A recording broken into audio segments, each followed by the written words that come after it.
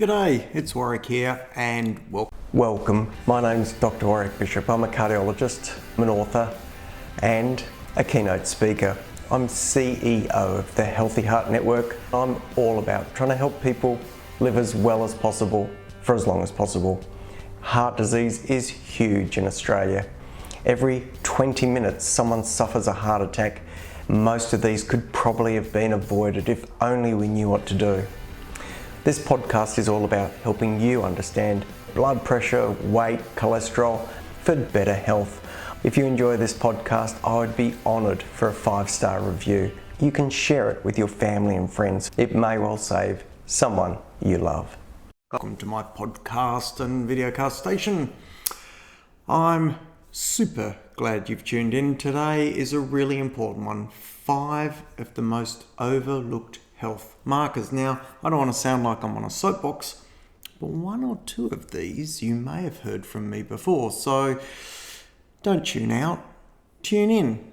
If you haven't actioned these, then pull your finger and start to get organised. If you have, then think of someone who you can share this information with, that you can be an authority about, telling them how they can look after themselves to get their own best health journey. Well, turns out that more often than not, people are thinking about cholesterol, weight, blood pressure, and they're not thinking about these 5 markers that I'm going to discuss today.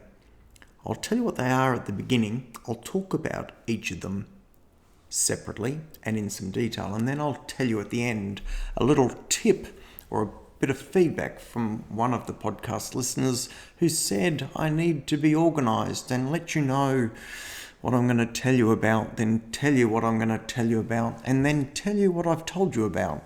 So I hope that makes a bit of sense. If you've got any feedback, I'd love to hear it. You've probably noticed I try to take it on board. Today I'm going to talk about calcium scoring. I'm going to talk about insulin and a fasting test called a HOMA, all in capital letters. And you could pronounce that HOMA, but you could also call it a homeostatic metabolic assessment. We're going to talk about triglycerides, and in particular triglyceride to HDL ratio. We're going to talk about the very bad cholesterol. Not the bad one, which is LDL, but the very bad one. And I think we've got dibs when it comes to naming it the very bad cholesterol in our book, Cholesterol Explained, that Karam Costa and I have been writing and may well be released by the time you're listening. So lipoprotein little a number 4, and we're going to talk about waist to hip ratio. So 5 things: calcium scoring, insulin resistance, triglyceride to HDL ratio, lipoprotein little a, and waist to hip ratio. Let's jump into calcium scoring. Well, I bang on about this all the time, but truth be told, it is probably, in my opinion, and probably from the literature, the single most effective predictor for cardiac event that we have. And yet we're not using it routinely. How does that make any sense? We know that we've got 30 odd years of really robust data that when we do a coronary artery calcium score, if we find a 0 score, almost regardless of other risk factors that individual has, then that person will have a very low risk over the next 5 years. Doesn't mean 0. You can't say 0. As soon as you do say 0, then in medicine you get struck by lightning, but very, very low. And so a 0 score, we tend to say to people, come back and we'll do it again in 5 years. I'm not going to go into specific clinical depth here because, well, this is a 10-minute podcast and I don't really have time. But a 0 score is a great reassurance and a great starting point. The flip side is, if we do see calcium in the arteries, and remember, if you're wondering, how does calcium end up in the arteries? What actually happens is that there's wear and tear within the arteries somewhere, that cholesterol moves in with some inflammatory cells to, well, as part of a healing process as much as anything. And as part of that healing process, scar tissue can form, as you might be aware, and with that, there becomes the focus or the substrate for calcium to be deposited. And calcium then gets deposited within an atherosclerotic plaque, or the plaque related to cholesterol, the inflammatory cells, and a bit of scarring. All together is the atherosclerotic plaque, so we can use calcium as a very sensitive marker of presence of plaque. Plaque being that build-up. So a 0 score generally tells us that there's a low risk of significant plaque in the arteries, and that person has a low risk for the next 5 years. There may still be a little bit of plaque in the arteries, but not calcified. So there's some limitation of the test. It's not as valuable in younger people because they may not have had the time to calcify their arteries, but nonetheless, it's a really important piece of information, really useful test.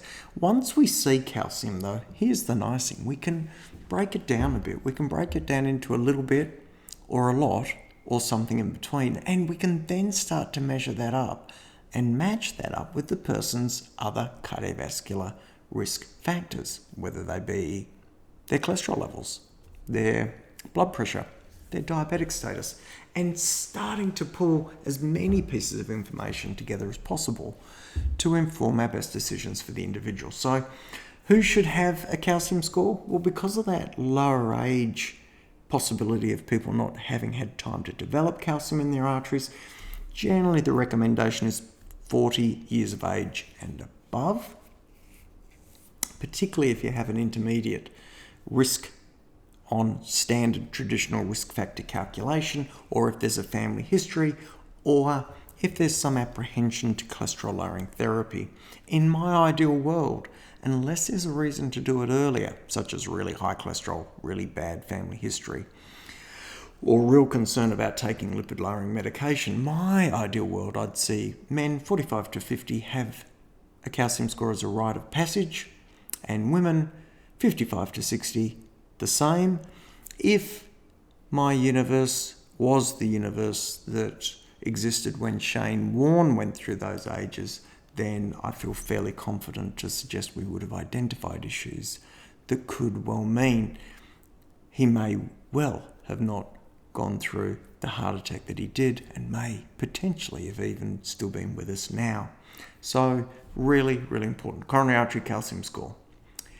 Let's go on to insulin resistance and fasting insulin and the HOMA, homeostatic metabolic assessment tool. So I do this pretty routinely on my patients because I think it's super important, and I don't believe you need to wait until blood sugar level is elevated to worry about diabetes, because I think the insulin has a bit of play in the whole system. So what does that mean? Well, what we can do is measure a fasting blood sample, measuring insulin and glucose, and we put that into a calculation. And that calculation is called a HOMA. And that HOMA it's pretty neat little calc. What you need to do is multiply, let me try and remember. You need to multiply the insulin in international units by the glucose in millimoles per litre and divide it by, well, who would have guessed, the number 22. Doesn't sound immediately logical, but people have done the research, and if you use that little calculation, you can get a really good feel for whether people are dealing with carbohydrate well and whether their insulin is working well or not. This is super important because high fasting insulin levels are associated with metabolic gain, fatty liver, pre-diabetes, type 2 diabetes, cardiovascular disease, and all that metabolic syndrome that I've talked about lots of times before. Remember though that a HOMA that insulin times glucose divided by 22.5 is not a standard test, and yet it's covered by Medicare. And so ask for it, won't put you out of pocket, and it's really informative, super handy. Don't forget to write it down, and don't forget to ask your doctor so you can talk about it and get it done yourself. The next of the 5 that we're going to talk about is triglyceride to HDL ratio. This is really easy, and it's a powerful marker again of metabolic health. Now, the HOMA insulin resistance measurement will line up with this almost certainly. If it doesn't, there's something wrong, but it will tend to line up. So you take your insulin level and you divide it by your HDL in whatever units you're using, and it'll give you a great idea as to what's going on. If your ratio is greater than 2 in millimoles per litre or greater than 3.5 in milligrams per deciliter, then you quite possibly have insulin resistance, and that would be therefore reflected in your HOMA that we were talking about, but it knocks on to how your body handles carbs, your liver health, your lipid clearance, your weight, overall metabolic function, risk of high blood pressure and diabetes. So keep an eye out. One of the really interesting things that we cover in the book that's possibly just come out or about to come out, called Cholesterol Explained, which I wrote with my good friend Dr. Karam Kostner, who's a professor of lipidology and cardiology, co-writer Penny Edman.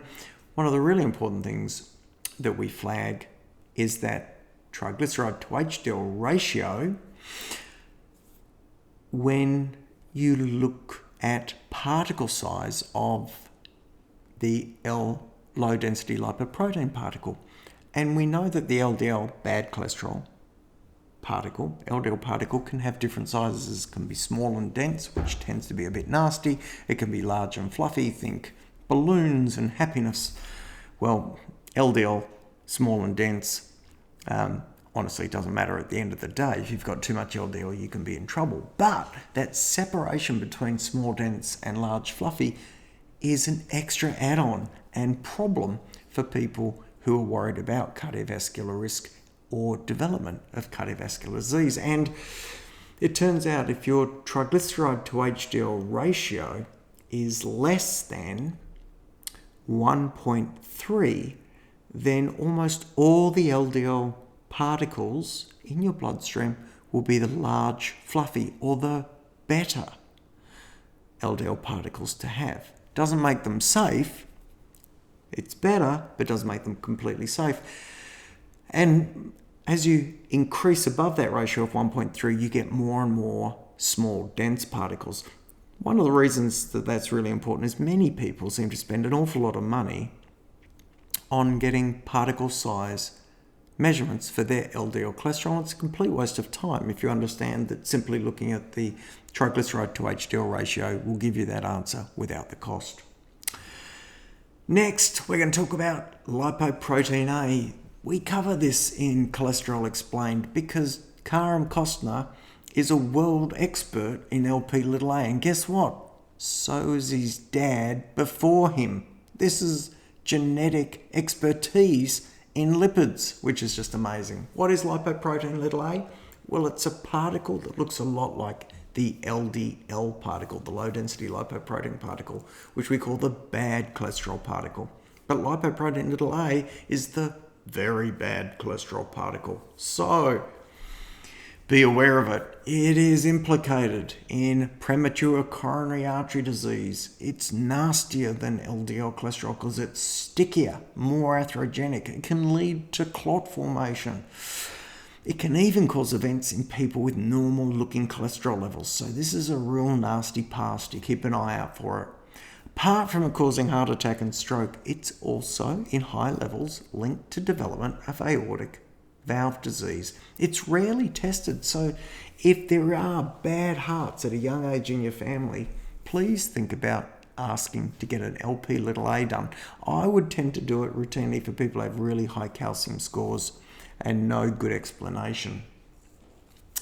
The test in Australia is not rebated by a Medicare rebate, so you do need to shell out. It's about $65. But the really nice thing is once you've measured it, you're pretty well at that level for life. It doesn't go up and down a great deal. So, spend the money if there's a reason, and you know where you are.